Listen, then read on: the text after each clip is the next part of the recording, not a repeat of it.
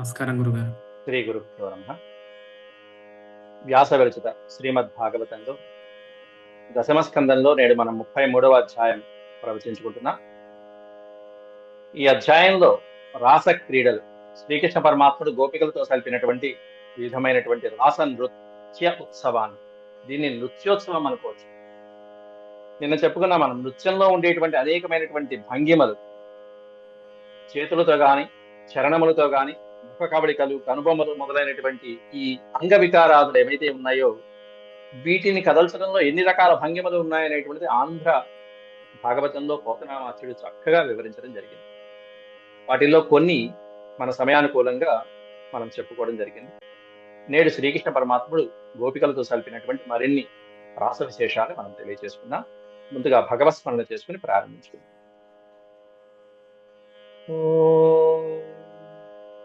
శుక్లాంబరధరం విష్ణుం శశివర్ణం చతుర్భుజం ప్రసన్నవదనం ధ్యాయేత్ సర్వవిఘ్నోపశాంతయే. వ్యాసం వసిష్ఠనప్తారం శక్తేః పౌత్రమకల్మషం పరాశరాత్మజం వందే సుఖతాతం తపోనిధిం. వ్యాసాయ విష్ణురూపాయ వ్యాసరూపాయ విష్ణవే నమో వై బ్రహ్మనిధయే వాసిష్ఠాయ నమో నమః.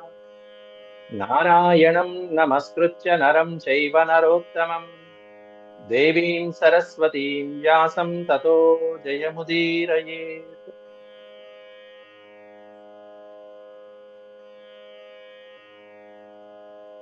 ఈ రాసలీలలో 33వ అధ్యాయం, రాస పంచాధ్యాయులో చివరి అధ్యాయమైనటువంటి ఈ 33వ అధ్యాయంలో మనం 8 శ్లోకాల వరకు ప్రవచించుకోవడం జరిగింది.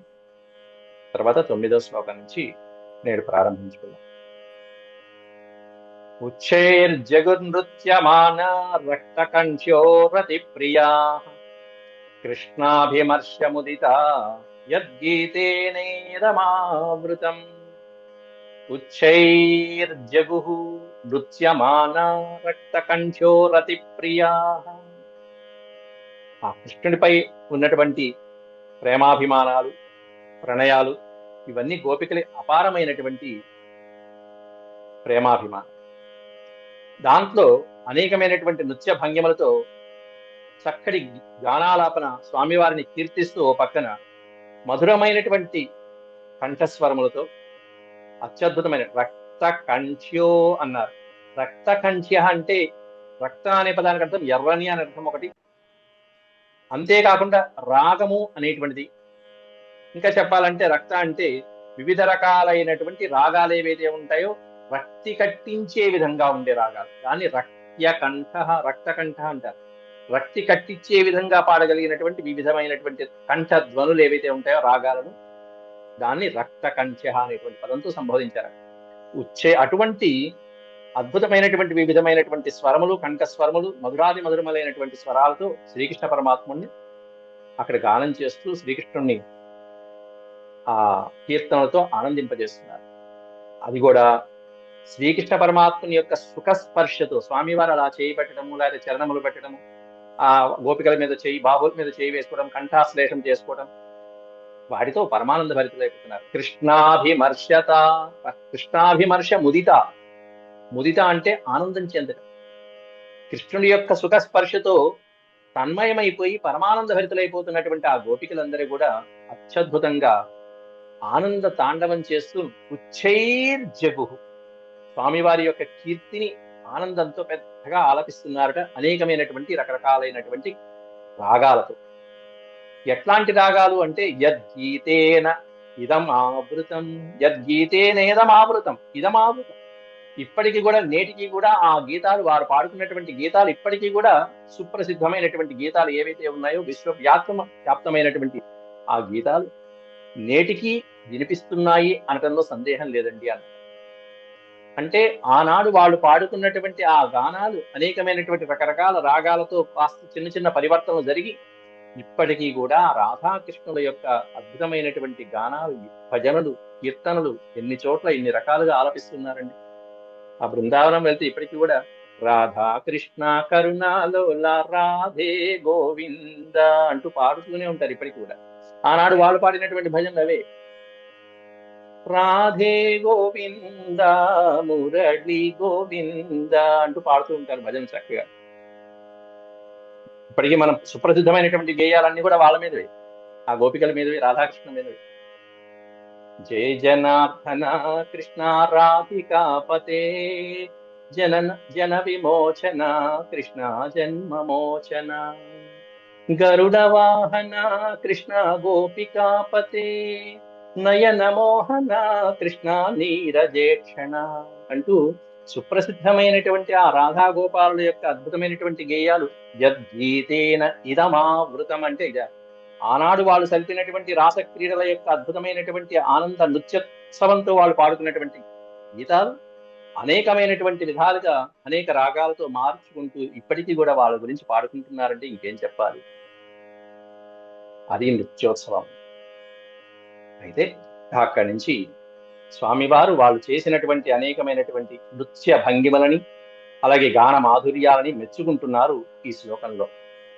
కాచిత్ సమం ముకుందేన స్వరజాతిరమిశ్రితా. అమిశ్రితా విడదీస్తే మిశ్రిత అంటే కలపడం, అమిశ్రిత అనే పదం ఇక్కడ. కాచిత్ సమం ముకుందేన స్వరజాతిరమిశ్రితా నిన్యే పూజితా తేన ప్రియత సాధు సాధ్వితి. సాధు సాధు బాగుంది బాగుంది బాగుంది, బాగా పాడారు, బాగా నృత్యం చేశారు, బాగుంది బాగుంది అని మెచ్చుకుంటున్నారట స్వామి. సాధు సాధు అంటే సంస్కృతంలో బాగుంది, చాలా బాగుంది అని మెచ్చుకోరు. మనం ఏదైనా వడ్డించగానే సాధు సాధు అని చెప్పచ్చు. ఉన్నిన్యే పూజితా తేన ప్రియత సాధు సాధ్వితి తదేవ ధ్రువమున్నిన్యే తస్యే మానం చ బహ్వదాత్. శ్రీకృష్ణ పరమాత్ముడు కాచిత్ ఒకానొక గోపిక సమం ముకుందేన, ముకుందేన సమం శ్రీకృష్ణ పరమాత్ముడితో పాటుగా చక్కగా పాడుతూ ఆయన పాడుతున్నటువంటి రాగాన్ని స్వరజాతిరమిశ్రిత. స్వరజాతి అంటే వాళ్ళు పాడుకునేటువంటి స్వరములలో రకరకాల స్వరాలు ఉంటాయి. ఆ స్వరాలలో అనేకమైనటువంటి రాగాలలో ఆరోహణ అవరోహణ క్రమాలు ఏవైతే ఉంటాయో, అంతేకాకుండా షడ్జమము మధ్యమము గాంధర్వము మొదలైనటువంటి రాగాలు ఎన్ని రకాలైతే స్వర జాతులు ఉన్నాయో అటువంటి స్వరజాతులతో అమిశ్రిత. ఎక్కడ ఏమాత్రము ఆ కన్నయ్య పాడుతున్నటువంటి రాగంతో కలవకుండా, ఆయన పాడుతున్నటువంటి రాగంలో పాడకుండా వీరు విభిన్నమైనటువంటి రాగాలతో పాడుతూ ఇంకా కృష్ణుని ఆకట్టుకుంటున్నారట. ఆ ఆకట్టుకునేటప్పటికీ పరమానందం చెంది శ్రీకృష్ణ పరమాత్ముడు కూడా ఉన్నిన్యే, ఉన్నిన్యే అనే పదానికి అర్థం పొందించడం. ఏం పొందుతున్నా అంటే సాధు సాధు ఇది ప్రియత ఉన్నిన్యే తేన పూజిత. వారి చేత పూజించబడినటువంటి శ్రీకృష్ణ పరమాత్ముడు బాగు చాలా బాగుంది, సాధు సాధు ఇది ప్రేమతో ప్రియత. ఆయన సంతోషపడేటప్పటికీ ఆ ప్రేమకి చాలా బాగుందని మెచ్చుకుంటూ సాధువాక్యాలు పలుకుతున్నట్ట శ్రీకృష్ణ పరమాత్ముడు. సాధువాక్యాలని ఆయన మెచ్చుకుంటూ ఏవైతే కొనియాడుతున్నాడో ఆ ఉన్నిన్యే అంటే దాన్ని మెచ్చుకుంటూ చెప్పేటువంటి వాక్యాన్ని ఉన్నిన్యే అంటారు. సాధువాక్యాలు మెచ్చుకుంటాం, ఆ కొనియాడటం మెచ్చుకోవటం మొదలైనవి. అదే పదం మళ్ళీ కింద కూడా ఇచ్చాడు. తదేవ ధ్రువమున్నిన్యే తస్యే మానం చ బహ్వదాత్. తదేవ అనే పదానికి అర్థం అదే గీతాన్ని మరొక గోపిక ధ్రువమున్నిన్యే. ధ్రువం అంటే ధ్రువతాళం అనేటువంటి రాగంలో తాళం వేసుకుంటూ భిన్నమైనటువంటి రీతిలో పాడేటప్పటికీ ఇది ఇంకా బాగుంది అంటూ మానం చ బహ్వదాత్. శ్రీకృష్ణ పరమాత్ముడు ఇంకా మానవ గౌరవప్రదంగా చూస్తూ ఇది ఇంకా బాగుంది, ఈ పాట ఇంకా బాగుంది, ఈ కీర్తన ఈ రాగంలో ఇంకా బాగుంది అంటూ అనేకమైనటువంటి పాదాలు శ్రీకృష్ణ పరమాత్ముడితో కలవకుండా ఉండేటువంటి స్వరాలు ఏవైతే ఉన్నాయో అవి తీసుకుని దాన్ని ఇంకా వృద్ధి చెందిస్తూ దాంట్లో డెవలప్మెంట్ అంటారు చూసారా. ఒక గోపిక ఒక రకంగా పాడితే అదే కీర్తన ఇంకో గోపిక ఇంకో రకంగా పాడుతూ ఉంటారు. ఎన్నో రకాలు పరమాత్ముణ్ణి ఆకట్టుకునేటువంటి స్వరాలు ఎన్నో. ఆ శబ్ద బ్రహ్మ అంతా కూడా ఆయనకి సంబంధించిందే కాబట్టి ఇటువంటి నాదాలకి స్వామి ఆకర్షితుడవుతాడు, అనుగ్రహిస్తాడు అనటానికి నిదర్శనాలు ఇవన్నీ కూడా. ఆ తిరుమల వెళ్తే ఆ నామ సంకీర్తనతో ఆ గానాలతో మారుమోగిపోతూ ఉంటే వచ్చేటువంటి భక్తుల యొక్క ఎంత కఠిన హృదయం కలిగిన వాడి యొక్క మనసు కూడా పరవశించిపోతూ ఉంటుంది ఆ గానాలతో. అట్లాంటిది భగవంతుడు ఇంకెంత పరవశిస్తాడు, లోపలే ఉంటాడు కదా, మన అంతరంగంలో ఉండే స్వామి ఎంత ఆనందిస్తాడు. అట్లా అలా నృత్యం చేసి చేసి చేసి రాస నృత్యోత్సవంలో అలసిపోయినటువంటి వాళ్ళ పరిస్థితులు ఎలా ఉన్నాయో చెప్తున్నారు ఇక్కడ 11వ శ్లోకం 12వ శ్లోకంలో. కాచిత్ రాస పరిశ్రాంత పార్శ్వస్థస్య గదాభృతః జగ్రాహ బాహునా స్కందం స్లధత్ వలయ మల్లికా. స్లధత్ వలయ మల్లిక. ఆ నృత్యం చేసి చేసి వాళ్ళ చేతులకు ఉండేటువంటి గాజులు గాని, మల్లిక, చక్కటి మాలలు, పుష్పమాలలు మొదలైనటువంటివన్నీ కూడా స్లధత్ జారిపోతున్నాయట వాళ్ళ చేతుల్లోంచి. అంటే పరవశించిపోతూ ఆడుతున్నటువంటి వాటిలో ఆ గాజులు, చేతుకుండేటువంటి కడియాలు, లేకపోతే ఆ మల్లిక మాలలు మొదలైనటువంటివన్నీ జారిపోతున్నాయి. కాచిత్ రాస పరిశ్రాంత. ఎందుకు జారుతున్నాయంటే రాస పరిశ్రాంత.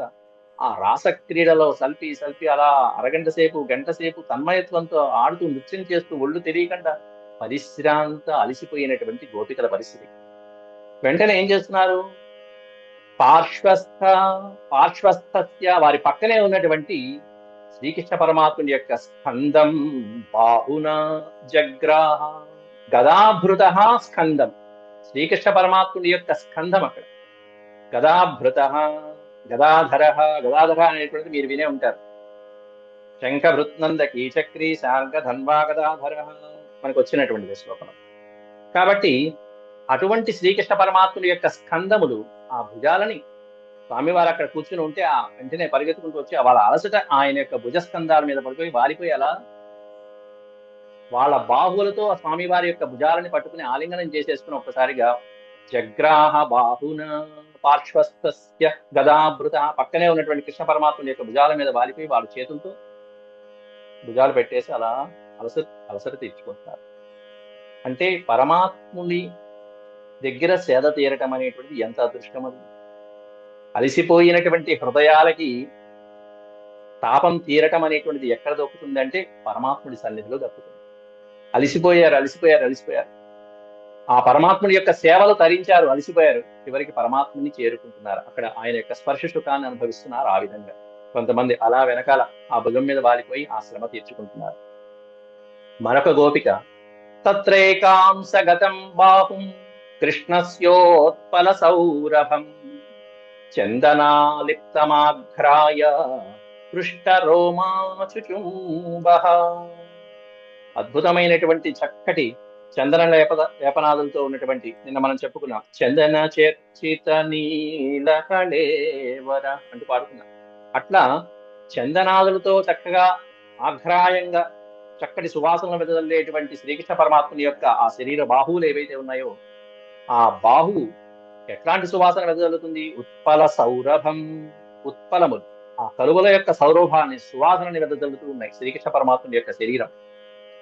బాహువులు అంటున్నారు, స్పెషల్ గా చెప్తున్నారు. అంటే ఆ భుజాలు, స్వామివారి యొక్క భుజస్కంధాలు.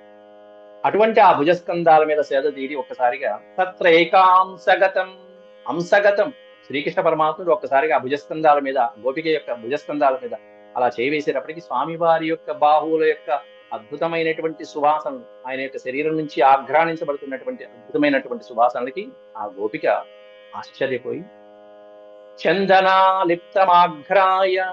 ఆఘ్రాయ ఆ వాసన పరిమళాలను ఒక్కసారి ఆఘ్రాణించిందంటే ఆ పరమాత్ముని మీద నుంచి వస్తున్న సువాసనని ఆఘ్రాణించిందంటే మోహమే. ఇక మన్మధుడు కూడా పనికిరాడు. ఆ మోహవసురాలైపోయి ఒక్కసారిగా పృష్ట రోమ, పులకిత గాత్రం అయిపోయింది ఆవిడ శరీరం. పృష్ట రోమా, రోమాలు నిక్కపొడుచుకు రావటం అంటారు చూసారా, పులకింత. అటువంటి పులకింతలో ఆ పరవశంలో వెంటనే పరమాత్ముని చుచుంబ అంటే ముద్దాడింది శ్రీకృష్ణ పరమాత్మ. ఆ బాలుడా అంటే 7 సంవత్సరాల ప్రాయంలో ఉన్నటువంటి ఆ బాలుని కాస్త ఒకసారి ముద్దు పెట్టుకుంది. ఏమి సౌరభం, ఇంతకంటే జన్మధన్యం ఇంకేం కావాలి వాళ్ళకి. ఇలా శ్రీకృష్ణ పరమాత్మతో వారందరూ కూడా క్రీడించారు, చక్కగా ఆనందించారు. మరొక గోపిక యొక్క విశేషాన్ని వర్ణిస్తున్నారు. కస్యాశ్చిన్నాట్య విక్షిప్త కుండల ద్విషమండితం గండం గండే సందధత్యా ఆదాతాంబూల చర్వితం. కస్యాశ్చిత్ ఒకానొక గోపిక నాట్య విక్షిప్త, ఆ నాట్యం చేస్తూ పరమానందంతో తాండవం చేస్తున్నట్టుగా ఆనంద పరవశరాలపై సమయం తెలియదు. ఆ యమునా తీరం ఆహ్లాదమైనటువంటి వాతావరణం, కథానాయకుడు అసలు అనేక రూపాలను రంజింపజేస్తున్నాడు అందరినీ కూడా యుద్ధ మనోహరంగా. ఆ నాట్య విక్షేపాలతో ఆ నాయిక కుండల త్విషమండితం, ఆ చెవికి పెట్టుకునేటువంటి చక్కటి కుండలాల యొక్క త్విషము, త్విష అంటే కాంతి, ఆ కాంతితో అలంకరించబడినటువంటి కుండలాలు కలిగినటువంటి ఆ చక్కటి చెక్కిళ్ళు ఏవైతే ఉన్నాయో, గండం, ఆవిడ యొక్క గండ స్థలాన్ని, గండం అంటే ఆవిడ యొక్క చెక్కిలి, ఆ చెక్కిలి ప్రదేశం, ఆ బొగ్గలు, ఆ చెక్కిలిని తీసుకొచ్చి గండే సంధదత్య, మరొక చెక్కిలికి అనుసంధానం చేసింది. ఇంకేవరి చెక్కిలి ఉంటుంది అక్కడ? శ్రీకృష్ణ పరమాత్ముడు వెళ్ళి ఆయన చెక్కిలికి, ఆ చెక్కిలి ఈ చెక్కిలి చూసుకుంది ఒకసారి, ఆయన కుండల కాంతి, ఈవిడ కుండలాల కాంతి, ఈ బుక్క తీసుకువెళ్ళి ఆ బుక్క సంధదత్య, అనుసంధానం చేసింది, సంయోగం చేసింది. గండం గండే సంధదత్య, ఇవి వాళ్ళ కోరికలు, గోపికల యొక్క కోరికలు ఇవి. వీటితో ఆనందం చెందుతున్నారు, వీటితో మైమరిచిపోతున్నారు. ఇటువంటి చక్కటి ప్రేమాతిశయమైనటువంటి అద్భుతమైనటువంటి ప్రేమ అనురాగాలతో, ఆత్మీయత అనురాగాలతో గొప్ప ఆనందానుభూతిని పొందుతున్నారు వాళ్ళు.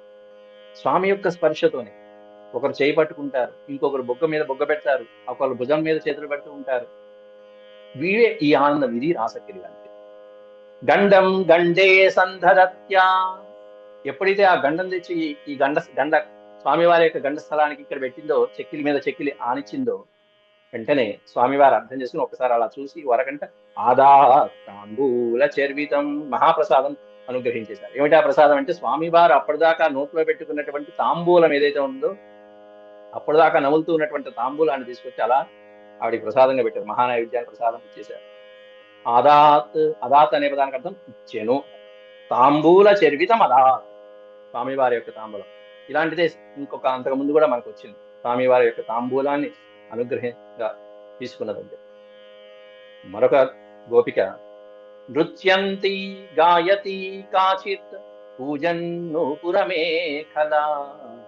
పార్శ్వస్థాచ్యుత హస్తాబ్జం శ్రాంతాధాస్తనయో శివం.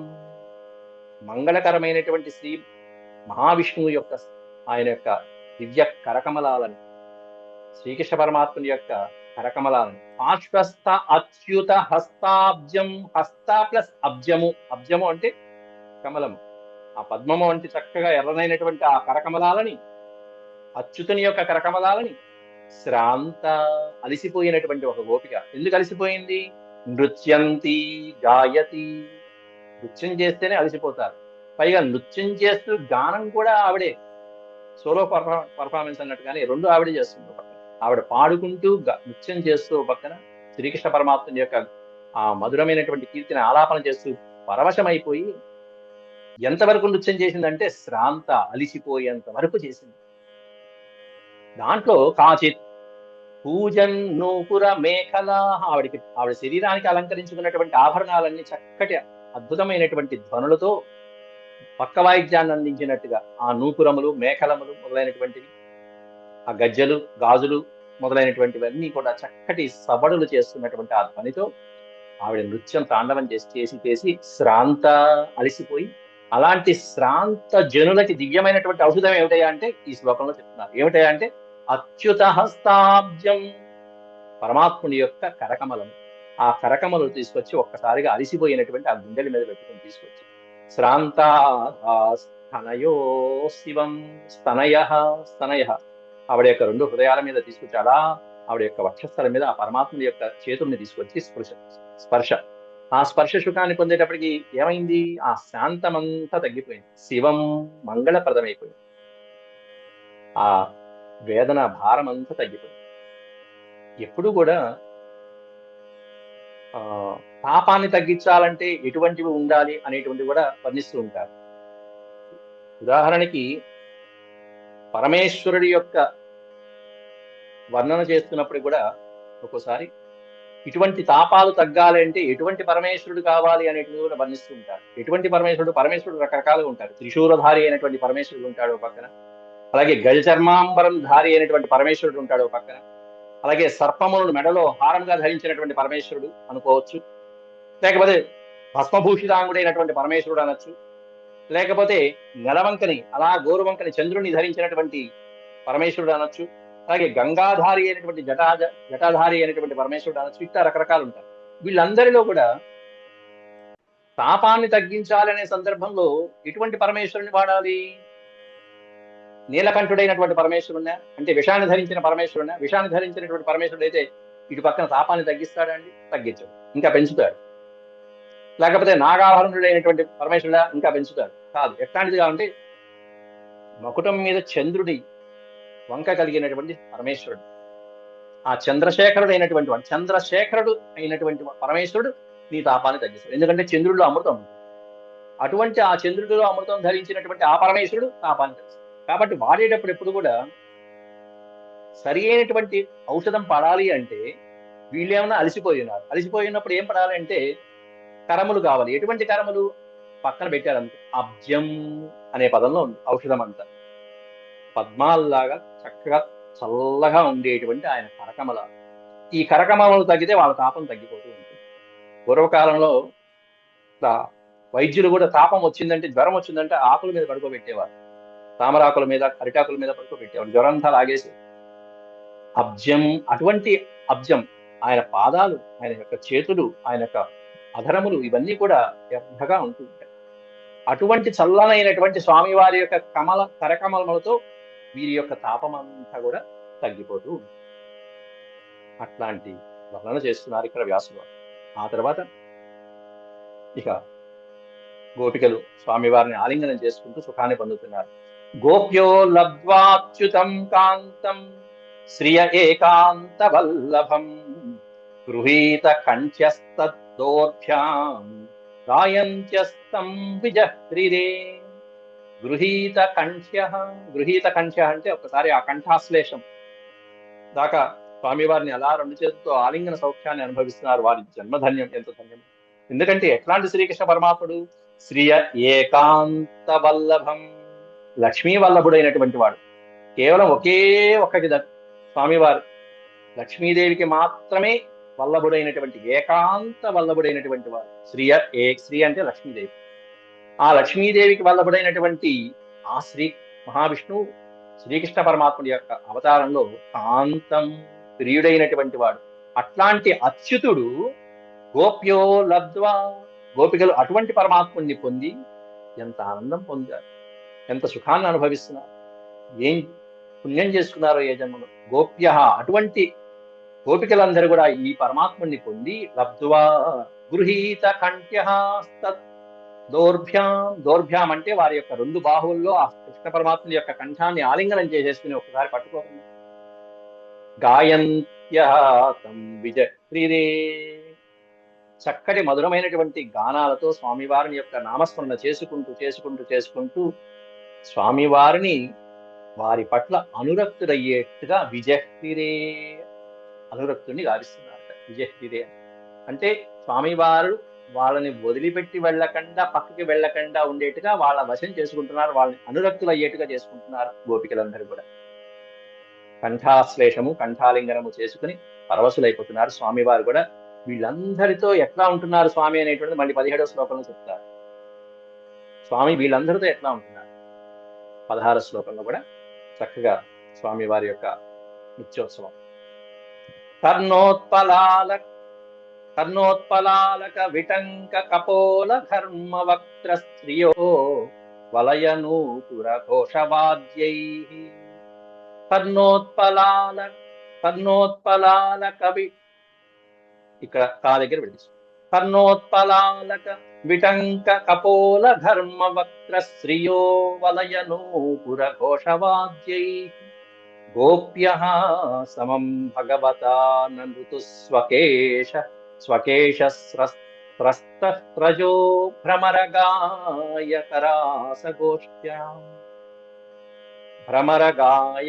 రాసగోష్ఠ్యాం స్రస్తస్రజః స్రస్తః. ఆ నాట్యం చేస్తున్నప్పుడు వారి యొక్క స్వకేశ స్రస్తస్రజః, వారి యొక్క కేశముల నుండి వారు ధరించినటువంటి మాలలు ఏవైతే ఉన్నాయో, మల్లిక, జాజి మొదలైనటువంటి సుగంధభరితమైనటువంటి మాలలన్నీ కూడా స్రస్తః జారిపోతున్నాయిట. జారిపోతూ ఆ నృత్యం చేస్తున్న సమయంలో వారి యొక్క నృత్యానికి అభినందించి వారి యొక్క శిరోభాగం నుంచి వారి పాదాల మీద పడి ఆ నృత్యాన్ని అభినందిస్తున్నట్టుగా ఉన్నాయి, మెచ్చుకుంటున్నట్టుగా ఉన్నాయా అన్నట్టుగా వర్ణిస్తున్నారు ఇక్కడ. ఎప్పుడు చేస్తున్నారు నృత్యము? భగవతా సమం గోప్యః, భగవతా సమం, శ్రీకృష్ణుడితో పాటు సమానంగా గోపికలు నాట్యం చేస్తున్న సమయంలో ఆయన చేస్తున్నారు, వీళ్ళు చేస్తున్నారు. ఆయనకి తగ్గట్టుగా సమం అంటే సమానంగా, భగవతా సమం, కృష్ణ పరమాత్ముడితో సమానంగా నాట్యం చేస్తున్నటువంటి గోపికలకి ఆ నాట్యం చేస్తున్న సమయంలో స్వకేశ, స్వకేశ స్రస్త, స్రస్త స్రజ, స్రస్త జారితం, స్రజ అంటే మాల. ఆ మాలలు పెట్టుకున్నటువంటి పూమాలలు ఏవైతే ఉన్నాయో అవన్నీ కూడా జారిపోతూ ఉంటే ఓ పక్కన వీళ్ళందరికీ కూడా ఓ పక్కన భ్రమరములు ఉన్నాయి అక్కడ. భ్రమర గాయక రాసగోష్ఠ్యాం. ఆ భ్రమరములు వీళ్ళ యొక్క నాట్యాలకి, వీళ్ళ గానాలకి, ఓ పక్కన వీళ్ళు పెట్టుకున్నటువంటి పుష్పమాలలకి, అటు యమునా తీరంలో ఉన్నటువంటి పుష్పాల యొక్క సువాసనలకి భ్రమరములు అలా వచ్చి తుమ్మెదలు గానం చేస్తూ గాయక రాస్య గోష్ఠ్య, వీళ్ళ గానానికి అవి కోరసిస్తున్నట్టుగా, అవి కూడా గాన సహాయం అందిస్తున్నట్టుగా రాసగోష్ఠి యందు చక్కగా భ్రమరములు కూడా పాత్ర పోషించాయి. అది కూడా కర్ణోత్పలాలక విటంక కపోల కర్మ వక్రశ్రియ. వక్రశ్రియ, వక్రము అంటే ముఖం, శ్రియ అంటే శోభాయమైనటువంటి మంగళప్రదమైనటువంటి శోభన కలిగించే విధంగా ఉన్నాయి వాళ్ళ ముఖాలు. ఎట్లా ఉన్నాయంటే కర్ణోత్పల అలక, చక్కటి కర్ణోత్పలములు. ఆ చెవిలో, ఆ శిరసున వాళ్ళు ధరించినటువంటి కమలాలు ఏవైతే ఉన్నాయో, అలక విటంక, అలక అంటే ముంగురులు, వారి యొక్క ముంగురులు, అలాగే కదులుతూ ఉన్నటువంటి ఆ ముంగురుల పైన చక్కగా విరబోసుకుని కొంతమంది జడలు వేసుకుని, కొంతమంది అలంకరించుకున్నటువంటి ఆ పుష్పాల యొక్క సువాసనలు. అలాగే విటంక, విటంక అనే పదానికి అర్థం అలంకరించబడిన, ఆ శిరస్సున అలంకరించబడినటువంటి ముంగురుల ఎందు అలంకరించబడినటువంటి, కర్ణోత్పలముల ఎందు అలంకరించబడినటువంటి ఈ పుష్పాల యొక్క మాలలు.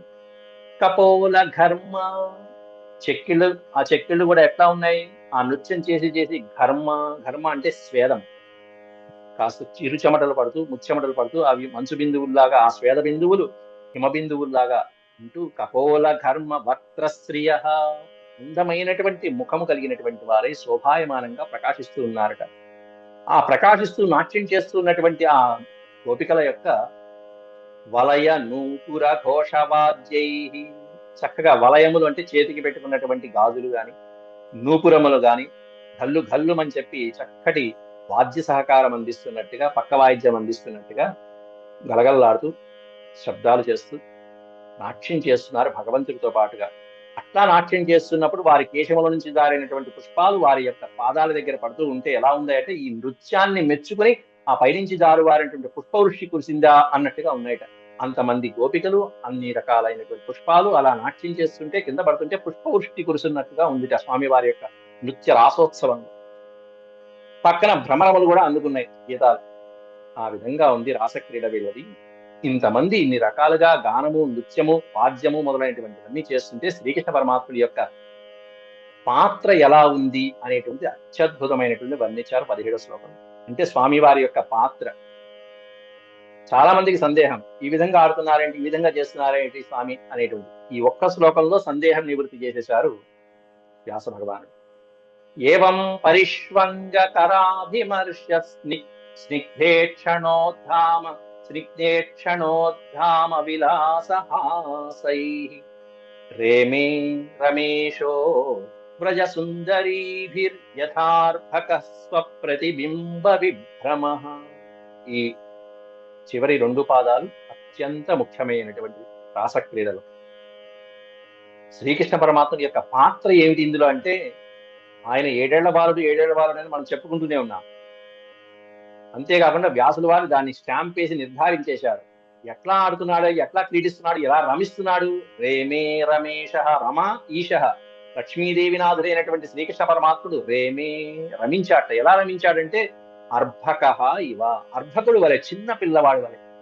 చిన్న పిల్లవాడు అద్దం ముందు తన ప్రతిబింబం చూసుకుని ఎలా అయితే విభ్రమంతో సంబరపడుతూ ఆనందపడిపోతూ తనలో తానే ఆనందపడిపోతూ ఉంటాడో, అలా ఇంతమంది గోపికలలో తనని తాను చూసుకుని తనలాగా క్రీడిస్తున్నటువంటి వారిని ఆనందంగా, ప్రతిబింబం చూసుకున్నటువంటి పిల్లవాడు ఎలా ఆనందపడతాడో అలా ఆనందపడ్డాడు. అంటే వాళ్ళందరిలో తానే ఉన్నాడు తప్ప ఇంకెవరు లేరు. వాళ్ళందరిలో తానే ఉన్నాడు. చిన్న పిల్లవాడు వేరొకరితో రమించలేడు, వేరొకరితో ఆడుకుని ఆనందాన్ని పొందే ఘటన కంటే ప్రతిబింబాన్ని చూసుకుని ఆనందపడినటువంటి ఘట్టం ఎలా ఉంటుందో అలా శ్రీకృష్ణ పరమాత్ముల వారు రాసక్రీడ సల్పారని చెప్పి పర్ఫెక్ట్ గా ఇక్కడ సర్టిఫై చేశారు. ఏవం ఏ విధంగా, ఈ విధంగా పైన చెప్పినటువంటి విధంగా గోపికలు ఏ గోపిక ఎలా స్పందించిందో పరమాత్మతో అలా స్వామి వారు వాళ్ళతో స్పందించారు. ఎట్లా? పరిష్వంగా. కొంతమంది వచ్చి ఆలింగనం చేసి ఆయన ఆలింగనం ఇచ్చారు. కొంతమంది కరాభిమర్శ, కరస్పర్శ, స్వామివారి కరస్పర్శ వాళ్ళే చేతులు పెట్టుకుని అలా వాళ్ళ హృదయం మీద పెట్టుకుంటే ఆ కరస్పర్శని వాళ్ళకి అనుభవాన్ని, ఆనందాన్ని కలిగించాడు. స్నిగ్ధేక్షణ, ఈ క్షణములు అంటే చూపులు, చక్కటి చక్కటి వాలు చూపులతో, క్రీగంటి చూపులతో, అందమైనటువంటి చూపులతో వాళ్ళని అనుగ్రహించాడు. ఉద్ధామ విలాసహాసై, ఉద్ధామ, ఉద్ధామ అంటే అతిశయించేటువంటి, పొయ్యలొలికేటువంటి, సొంపులొలికేటువంటి చక్కటి అందమైనటువంటి చిరునవ్వులతో, స్నిగ్ధ గంభీరమైనటువంటి చిరునవ్వులతో, ఉద్ధామ విలాసహాసై, అటువంటి చిరునవ్వులతోనూ, చక్కటి చూపులతోనూ, కరస్పర్శతోనూ, చరణస్పర్శతోనూ, ఆలింగనాలతో, చుంబనాలతో, ఇట్లా రమేశుడు లక్ష్మీపతి అయినటువంటి శ్రీకృష్ణ పరమాత్ముడు వ్రజ సుందరీభి, ఆ వ్రజవాసులైనటువంటి గోపికలందరితో కలిసి ప్రేమే రమించాడయ్యా. ఎలా అంటే యథా అర్ధకః, అర్ధకః యథా, ఏ విధంగా అయితే చిన్న పిల్లవాడు తన యొక్క స్వప్రతిబింబం అని స్పష్టంగా పెట్టాడు.